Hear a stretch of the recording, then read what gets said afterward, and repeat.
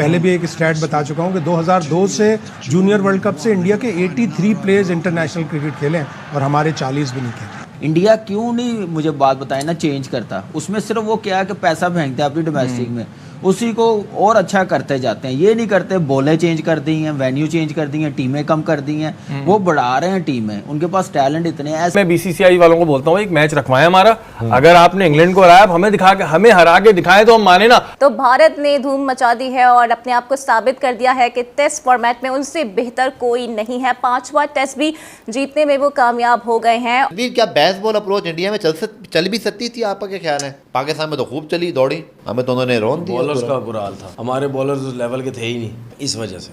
आपकी bowling lineup थी क्या, बताना था? अल्लाह माफ़ करे। फिर तो भाई इंडिया की बॉलिंग में और पाकिस्तान की बॉलिंग में फ़र्क है। और पांचों बेशक आपकी कंडीशंस हो, हम उस लेवल के थे ही और नहीं। और एक और चीज़, आज गुल्लू भाई ने बड़ी अच्छी बात बोली, मैं आपसे वही सवाल कर रहा हूँ। उन्होंने बोला इंग्लैंड का जो हाल है ना, इनको 3 टेस्ट ही इंडिया में खेलनी थी, 5 में इनको मार पड़नी ही पड़नी है, क्योंकि इंडिया एक मैच के बाद उड़ जाता है। ऐसे ही आप ही मानते हैं वो कि इंडिया नहीं छोड़ता अपने मुल्क में, वो एक टेस्ट में गिरते हैं बस।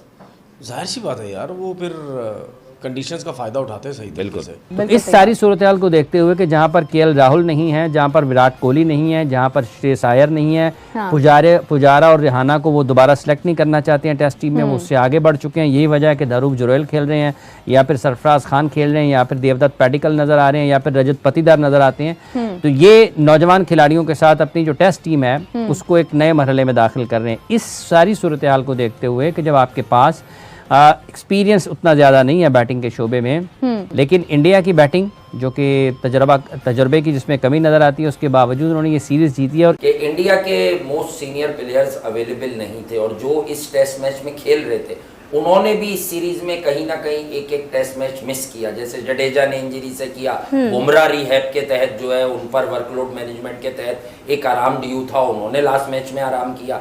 तो यही बात आपको समझाने की कोशिश कर रहा था कि अब वो यंगस्टर जो यूथ था, जो फ्यूचर ऑफ इंडियन क्रिकेट था, उस पर से ये प्रेशर रिलीज हो चुका है कि अब वो सीरीज हारेंगे। शुभमन गिल भी 24-25वां टेस्ट था ये उसका, मतलब उसने भी कोई 70 टेस्ट मैच नहीं खेले, या बैरिस्टो की तरह 100 रूट की तरह 130, या एंडरसन की तरह जो है वो पता नहीं 2003 से क्रिकेट नहीं खेल रहा। ये सब न्यू कमर्स हैं। दैट्स वाई मैं आपको क्रिकेट की सेंस में बताता हूं कि इंडिया का फ्यूचर सिक्योर हैंड में। और वन लास्ट थिंग कि बेसबॉल क्रिकेट इज नथिंग। लेकिन अगर आप बात कर रहे हैं इंडियन क्रिकेट टीम की, तो टेस्ट में उनका इंटरेस्ट बरकरार रहे, इसलिए एप्रिसिएशन के तौर पर बीसीसीआई की जानिब से ये फैसला किया गया है कि उनका मुआवजा बढ़ाया जा रहा है। एंड अगेन अश्विन मेरे ख्याल से वही थे जिनका करियर 2012 में खत्म होने के दर पे था। आईपीएल लीग दिन ब दिन ऊपर जा रही है। आईपीएल का हर गुजरता साल पिछले साल के बड़े बड़े रिकॉर्ड तोड़ता रहता है, लेकिन पाकिस्तान की सबसे बड़ी लीग पीएसएल वहीं की वहीं खड़ी है जहां से आज से 9 साल पहले खड़ी थी। ये कहना है पाकिस्तानी मीडिया का। पाकिस्तानी मीडिया ने कंपेयर किया पीसीबी बोर्ड को बीसीसीआई को पैसे के लिहाज से, कि पैसे के लिहाज से बीसीसीआई बोर्ड पीसीबी से 10 से 15 गुना ज्यादा बड़ा है। और अगर बात की जाए क्रिकेट की, तो क्रिकेट भी बीसीसीआई बोर्ड की बहुत अच्छी है, बहुत यूनिक टैलेंट है। अगर इन दोनों ममालिक की सुपर लीग की बात की जाए तो इंडिया की जो लीग आईपीएल, उसके अंदर दुनिया के महंगे तरीन खिलाड़ी आते हैं, जबकि पीएसएल में दुनिया के सस्ते खिलाड़ी आते हैं। आईपीएल के अंदर दुनिया के सबसे बड़े खिलाड़ी आते हैं, पाकिस्तान सुपर लीग के अंदर कोई भी बड़ा खिलाड़ी नहीं आता। आईपीएल के अंदर लोग आने के लिए अपने ममालिक की टीमों को छोड़ देते हैं, लेकिन पीएसएल खेलते खेलते भी कोई छोटा इवेंट भी आ जाए तो खिलाड़ी पीएसएल को लात मारकर अपने मुल्क चला जाता है। ये कंपेरिजन है पीएसएल का और आईपीएल का। पाकिस्तानी मीडिया को मजीद कहता है कि आईपीएल जो है हर गुजरते साल के बाद कोई ना कोई नया टैलेंट लेके आ रहा है, न्यू इंट्रैक्शन लेके आ रहा है, न्यू एडवर्टाइजमेंट कर रहा है, नई नई टीमें लॉन्च कर रहा है। लेकिन पीएसएल पाकिस्तान सुपर लीग के अंदर 9 साल से कोई भी टीम का इजाफा नहीं हुआ।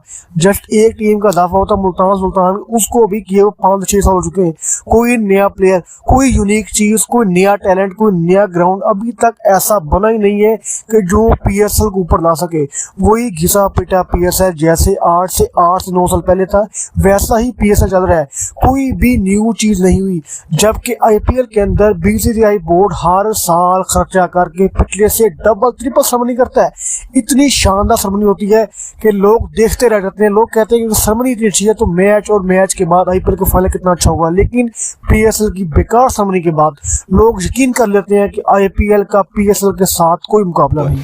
देखिए पहला टेस्ट जो वो जीता इंग्लैंड, ठीक है, उसके बाद इतनी लंबी जबानें निकल आई, लंबी जबानें। हम तो बच्चे लेकर आए, हमारे तो स्पिनर भी नहीं, हमारे पास टॉम हार्टली अभी उतारा हमने, देखो वो इतनी सारी विकेटें 9 विकेटें ले गया था। तो कुछ चीजें ऐसी थी कि बेसबॉल अब आया, अब बताएगा इंडिया में किस तरह होगा।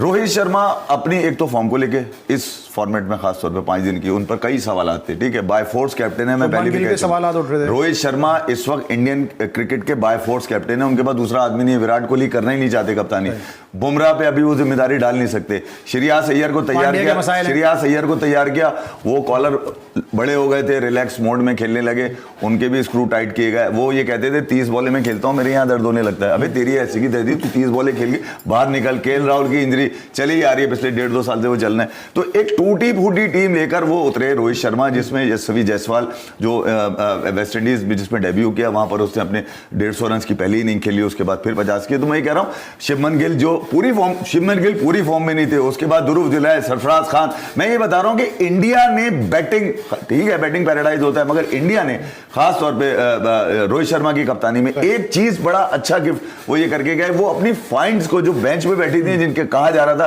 कि मौका लगेगा तो कुछ करेंगे, मौका सरफराज खान पर क्या बोलते हुए आए थे, 300 वाले जब तक मैं खेलना लूं मजा नहीं आता।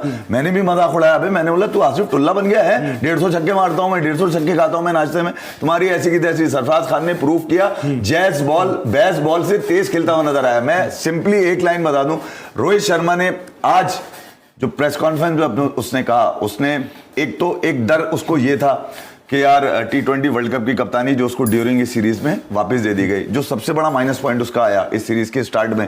पहला टेस्ट हारा और उसके बाद मुंबई ने कप्तानी ले ली, हार्दिक पांड्या कप्तान बन के आ गए।